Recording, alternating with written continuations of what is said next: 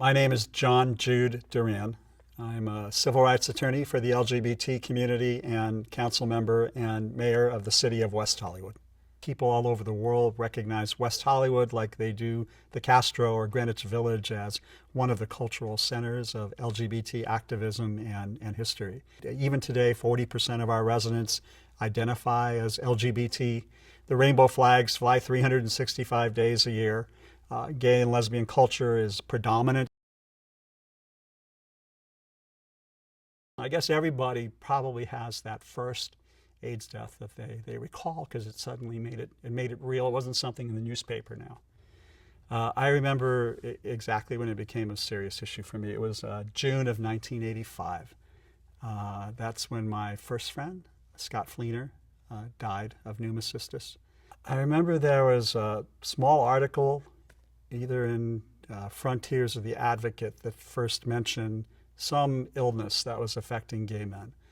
But I also remember when I read it, and I think most of my friends and peers read it, I believed and we believed it was happening to other people, not going to happen to me. Prior to that, my entire activism was dancing on the bass speaker at the Boom Boom Room in Laguna Beach. And now, losing Scotty made me want to do something.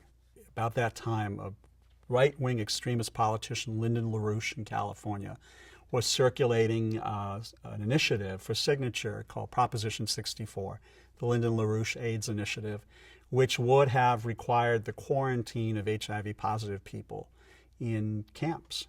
And so I walked into the headquarters of No on Proposition 64, and I'm a law student, I'm here to help. What do I do? Homosexuality was criminalized in California until 1978. So we were just coming out of being, criminalized for our sexuality. And out of that, new organizations like MECLA and ECHO were founded, which were the first gay PACs in the nation. Here, MECLA in West Hollywood, ECHO in Orange County, about the idea of establishing relationships with politicians. We had to create these acronyms that said nothing in order to even give a check to a politician, because they didn't want a check that had any reference to gay. People were losing their jobs. People were losing their insurance. I have friends here who are getting evicted from their apartments. There was no precedent to rely on how to address the epidemic. We had to change the laws around how LGBT people were being treated. And politicians write laws. So how do you get a politician's attention? You have to deliver votes and money. And so that was the whole point. But what happened was incredible women and men, LGBT, and our straight allies came together as great heroes in a response to what was not only become our national epidemic, but a worldwide epidemic. And a lot of that leadership came from those people who had just been criminalized 5 years before.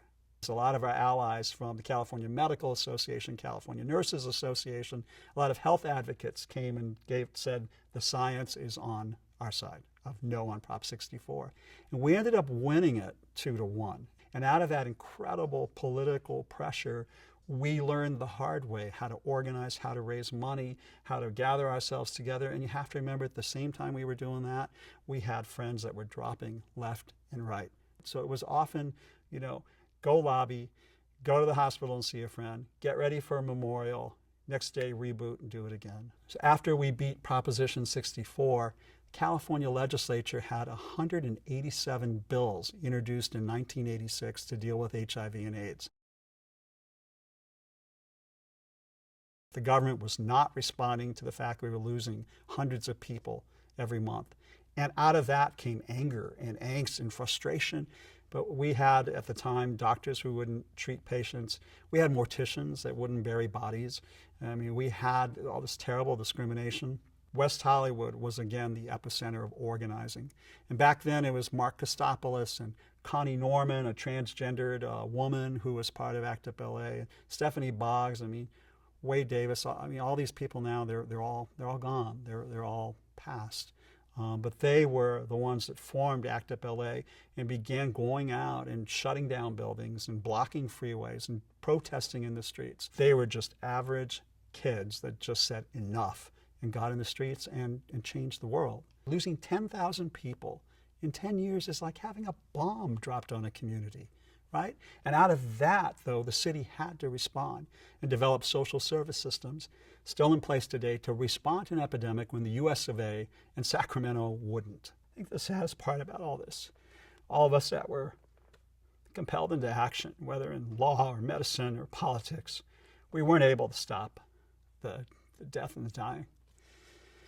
But looking back at it,